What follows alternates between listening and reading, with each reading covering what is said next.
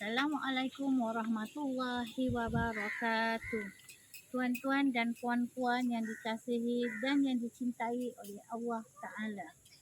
Masih banyak di antara kita jemaah haji atau umrah ketika sampai di Masjidil Haram dan Masjidil Nabawi masih belum memahami apa maksud haji dan umrah. Untuk pengetahuan kita bersama, ibadah haji dan umrah ini banyak kaitan dengan sirah para rasul dan para nabi, terutamanya Nabi Ibrahim alaihissalam dan Nabi Muhammad sallallahu alaihi wasallam. Baiklah, saya akan menerangkan dengan seringkas-ringkasnya. Untuk pengetahuan kita bersama juga, asal-usul ibadah haji dan umrah adalah kaitan perbuatan haji dengan sejarah Nabi Ibrahim alaihissalam.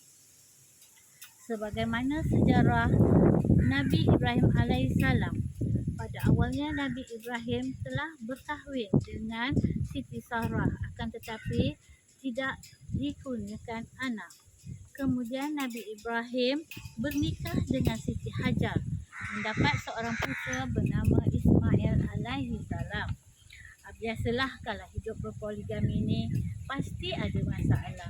Oleh itu, dipendekkan cerita, Nabi Ibrahim membawa isteri dan anak kecil mereka yang bernama Ismail berhijrah ke padang pasir, gurun yang gersang dan lagi tandus Mekah. Kemudian Siti Hajar bersama Ismail si kecil ditinggalkan di situ bersendirian dengan sedikit bekalan. Setelah habis bekalan, Siti Hajar berusaha dan berikhtiar untuk mendapatkan bekalan air dan makanan. Siti Hajar berlari-lari dari Bukit Safa ke Bukit Marwah sebanyak 7 kali mencari dan berharap ada pedagang yang lalu bagi mendapatkan bekalan air dan makanan. Proses inilah yang kita lakukan dalam perbuatan haji dan umrah yang dinamakan sa'i. Kemudian Siti Hajar mendapatkan Nabi Ismail yang sedang menangis sambil menghentak-hentakkan kakinya ke bumi. Di masa yang sama, Malaikat Jibril hadir berdekatan dan menghentakkan kakinya ke bumi.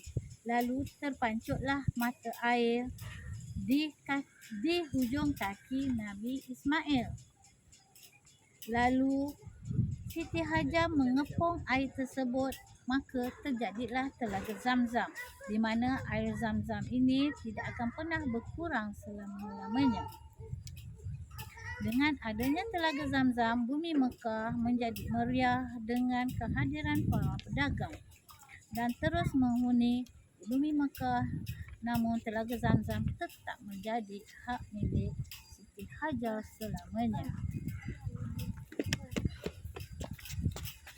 Apabila Nabi Ismail meningkat remaja, Nabi Ibrahim kembali ke Mekah dan dugaan serta cabaran yang amat berat diterima, di mana Nabi Ibrahim bermimpi yang merupakan ilham atau perintah dari Allah untuk menyembelih Nabi Ismail, putera kesayangannya. Nabi Ismail menerima dengan redha. Di saat Nabi Ismail hendak disembelih, Allah menggantikan Nabi Ismail dengan seekor kibas. Maka perbuatan ini ialah berkaitan dengan ibadah korban yang ada di dalam ibadah haji. Selepas itu, Nabi Ibrahim bersama Nabi Ismail diperintahkan untuk meninggikan atau membangunkan semula Kaabah untuk ibadah tawaf. Semasa pembinaan Kaabah, Nabi Ibrahim memijak satu batu, di mana batu tersebut menjadi lembut dan membentuk tapak kaki Nabi Ibrahim seperti mol lah, seperti cetakan, dan membantu Nabi Ibrahim naik dan turun untuk meninggikan bangunan Kaabah. Batu yang istimewa ini diletakkan berhampiran dengan Kaabah dan dinamakan sebagai Makam Ibrahim. Setelah siap pembinaan Kaabah, Nabi Ibrahim meminta putranya mencari satu batu untuk diletakkan di sudut Kaabah sebagai pelengkap. Dalam pencarian batu tersebut, Malaikat Jibril menjelma sekali lagi dan menyerahkan seketul batu berwarna putih yang bercahaya cemerlang dan diletakkan di sudut Kaabah tersebut. Batu berkenaan dinamakan Hajar Aswad. Kini Hajar Aswad telah menjadi hitam kerana dosa manusia. Setelah sempurna binaan Kaabah, Allah memerintahkan Nabi Ibrahim untuk menyeru umat manusia untuk datang membuat tawaf, haji dan umrah. Perintah awal, Nabi pernah membeta.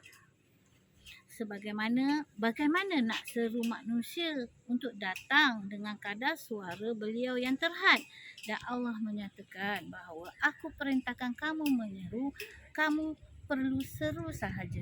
Tugas menyampaikan seruan itu kepada segenap ceruk tempat di mana manusia ada adalah dengan hidayah Allah jua. Sekian, sampai di sini sahaja sedikit ringkasan kaitan sejarah Nabi dengan perbuatan haji dan umrah. Kerana masa sangat mencemburui saya, sampai di sini dahulu dan disambung lain masa. Terima kasih kerana sudi melapangkan masa mendengar sarahan saya. Salam ukhuwah, salam Malaysia Madani dari saya, Azizah binti Abdul Rahman, Pontian, Johor. Sekian, terima kasih.